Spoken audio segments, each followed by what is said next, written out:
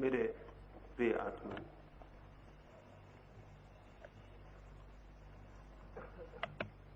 एक सम्राट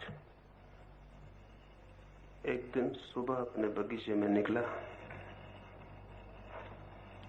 निकलते ही उसके पैर में कांटा गड़ गया।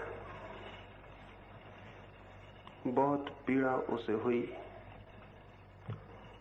और उसने सारे साम्राज्य में जितने भी विचारशील लोग थे उन्हें राजधानी आमंत्रित किया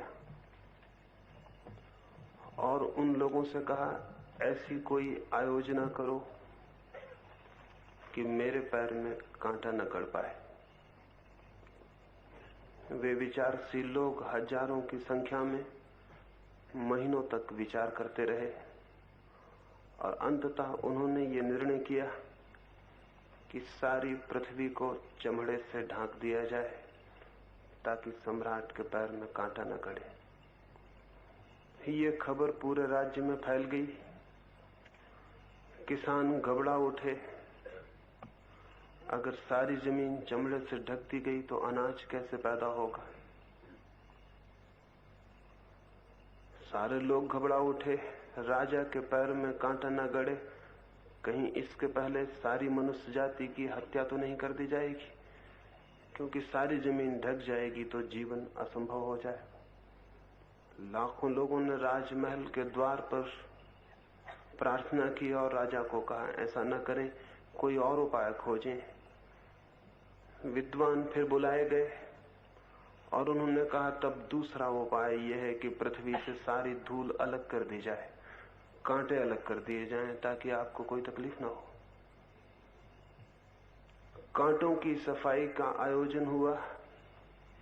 लाखों मजदूर राजधानी के आसपास झाड़ुएं लेकर रास्तों को, पथों को, खेतों को कांटों से मुक्त करने लगे। धूल के बवंडर उठे, आकाश धूल से भर गया। लाखों लोग सफाई कर रहे थे। एक भी कांटे को पृथ्वी पर बचने नहीं देना था। धूल नहीं बचने देनी थी ताकि राजा को कोई तकलीफ ना हो, उसके कपड़े भी खराब ना हो, कांटे भी ना गड़े। हजारों लोग बीमार पड़ गए, इतनी धूल उड़ी। कुछ लोग बेहोश हो गए क्योंकि 24 घंटा अखंड धूल उड़ाने का क्रम चलता था। धूल वापस बैठ जाती थी, इसलिए क्रम बंद भी नहीं किया जा सकता था। सारी प्रजा में घबराहट फैल गई। लोगों ने राजा से प्रार्थना की, ये क्या पागलपन हो रहा है। इतनी धूल उठा दी गई है कि हमारा जीना दूभर हो गया, सांस लेना मुश्किल है।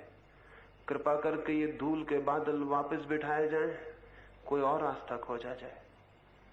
फिर हजारों मजदूरों को कहा गया कि वे जाके पानी भरें और सारी पृथ्वी को सींचें।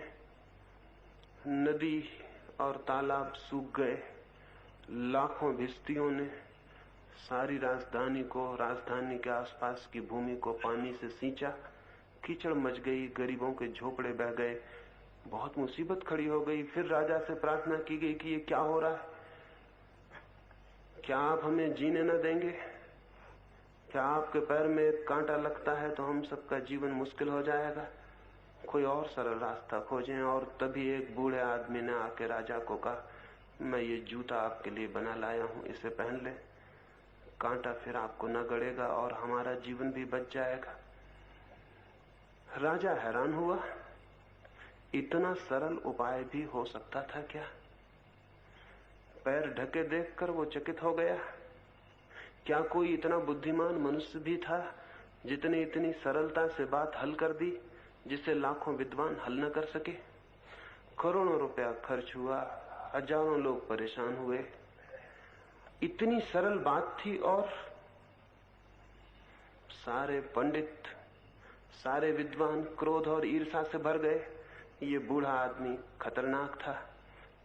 इस सब के प्रति, इस बूढ़े आदमी के प्रति उन सब के मन में तीव्र रोष भर गया।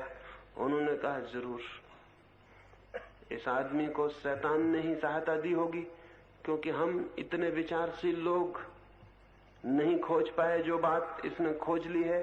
जरूर इसमें कोई खतरा है। राजा को उन्होंने समझाया, ये जूता खतरनाक सिद्ध होगा। शैतान का हाथ इसमें होना चाहिए, क्योंकि हमारी सारी बुद्धिमत्ता जो नहीं खोज सकी, ये बूढ़ा आदमी कैसे खोज लेगा। राजा को उन्होंने भड़काया, समझाया, राजा भयभीत हो गया। उस बूढ़े आदमी को सूली दे दी गई। वो पहला समझदार आदमी सूली पे चढ़ा। और उसके बाद जितने लोगों ने ये सलाह दी है